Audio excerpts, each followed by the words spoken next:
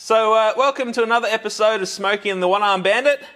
In today's episode, I actually don't do a whole lot to the car, but we do have some important bits and pieces happen to it. So we're going to go pick the car up from Tough Mounts. They've mounted up the engine and trans in the car, so excited to go and pick that up, see how that's gone.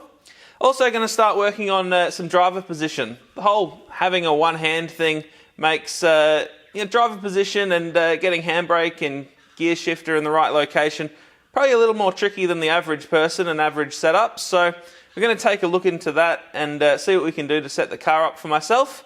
So come with me on this journey and we'll make a crack and start.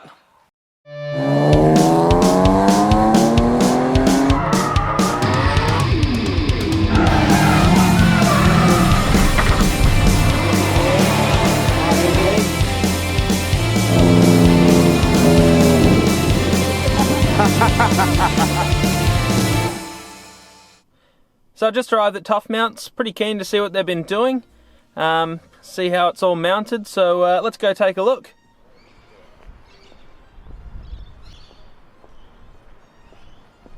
So here it is, all ready to go. Nicely, very nicely mounted down in there.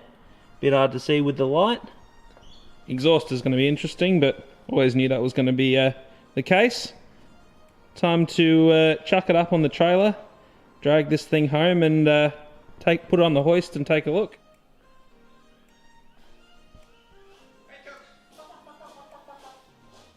So before we take a closer look, let's have a look at the car from this angle. Yes, doesn't that look aggressive? Anyway, back to it. So over this side we've got the passenger side engine mount by Tough Mounts. Looks to be a powder coated unit. Don't quote me on that, but yeah, just basically bolts to the standard mounting points on the block for the LS, goes through the bush, and then down there it bolts to the standard BMW engine mount point on the subframe. And the only thing they did there was they just enlarged the hole so they could fit a bigger bolt through, just to give it a bit more structure. So yeah, that's a super nice unit down there. Obviously this side on the whole exhaust manifold side of things isn't going to be too much of an issue.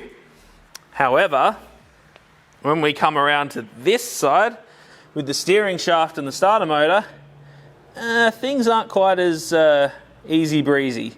So we've got the steering shaft there that comes down. Obviously we've got the engine mount that we're going to need. And I haven't even got the starter fitted at the moment, and you can see how tight everything is. So we're really going to have a good think about how we do these headers, and may have to do some custom jobbies.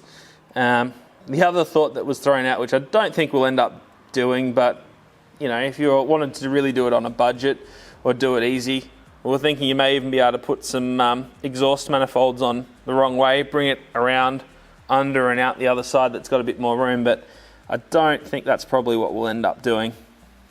Who knows though, long way to go. So yeah, that's the other side engine mount, very similar sort of in design. Again, had the drilled out bolt hole in the subframe and mounts to the standard sort of LS mounting point on the side of the block. So yeah, very happy with those. Awesomely made bit of kit that. You can get these kits now from, I don't think they're quite on the Tough Mount website yet, but give Tough Mounts a call and you can order them that way. They'll probably end up on their website in a month or something like that, I would imagine. But yeah, you can get that kit. There's also the gearbox cross member, which I'll chuck some photos up of because I actually haven't had the car on the lift yet to take a look at it. Dad's hogging his lift.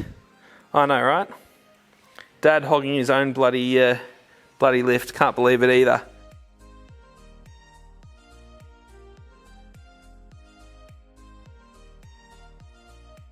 Anyway, so we've also got the gear shifter. So let's go take a look at the gear shifter and where it comes out in the trans tunnel. So here's our gear stick, and as you can see here, it pretty much comes out the standard hole. So there is a little bit of cutting to be done because the engine's a bit over one side. They did just trim the outside of the hole there on the left-hand side or the passenger's side just to get the shifter through.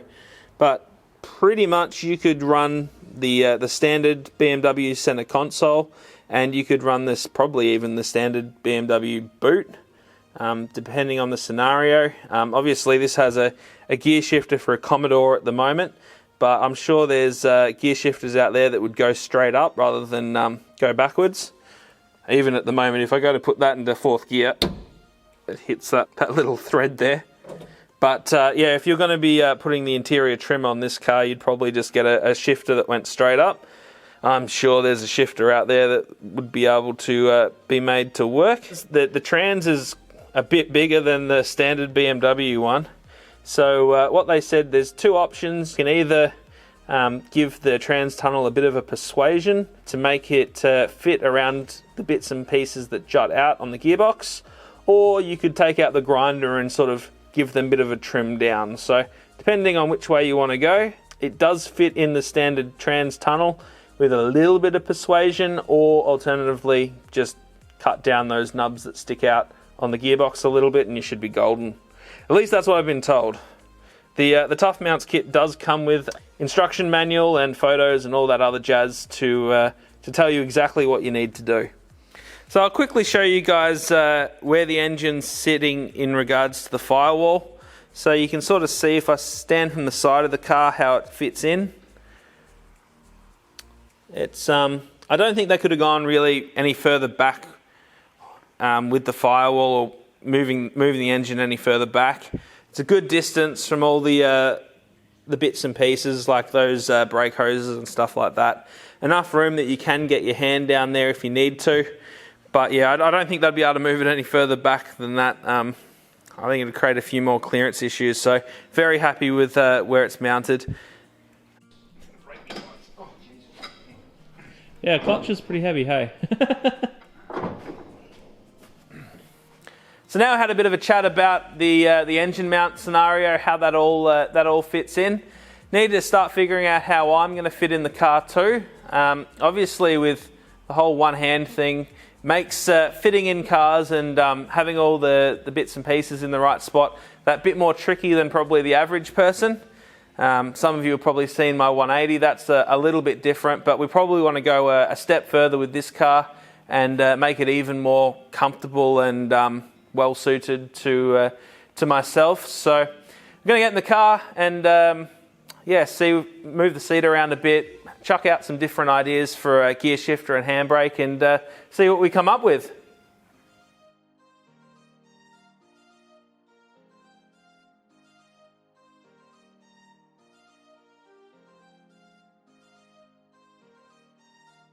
You have to get a removable. Oh yeah, there's a removable.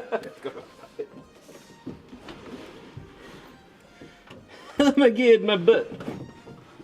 Too tight for you? Nah. Okay, have to get out and diet. Well, I probably need to go on a diet one way or another, but... Well, first thing I notice, way too high. That's as low as it can go. That's as low as it goes. Well, it feels like the steering wheel's that way, the pedals are that way. Look at that. Okay. Take the steering wheel off.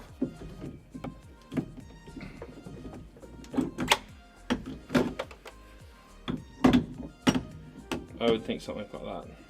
Yep, okay. So jump out the car, and we'll have to fix that first. I'm going to take the wheel off because I don't think I'm actually going to be able to physically get out if I don't have the wheel off. Stay.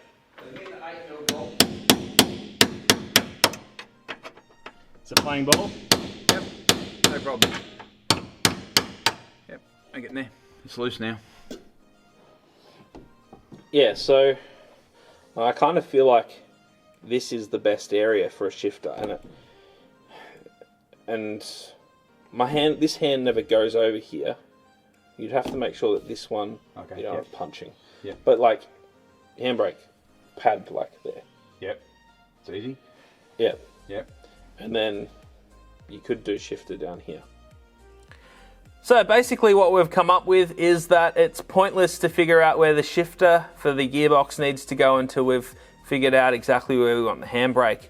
So the reason being for that is you probably only do a couple of gear shifts per lap in a drift car where you're tapping the handbrake, not pulling on it hard, but just using it to massage what you're doing.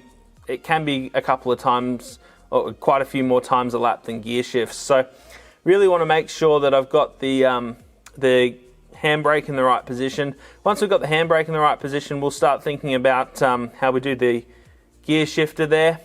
So I'll just quickly run you through our thoughts on what we want to do and how to make it appropriately set up for myself.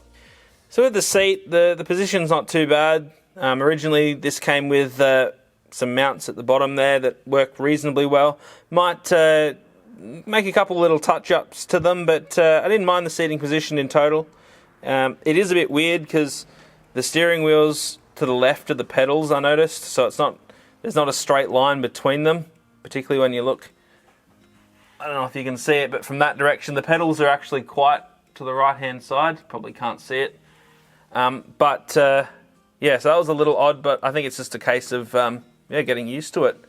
So basically what we want to do is make the handbrake really quite close to the steering wheel, particularly for my left-hand side, just because I can't reach out too far with my little hand to push the handbrake. So basically we want to see if we can make the handbrake about here, close enough that it's not going to get caught in between the wheel and the handbrake. My hand isn't, but enough that I really don't need to think too hard about where or wait too long for my hand to get to the handbrake to pull it.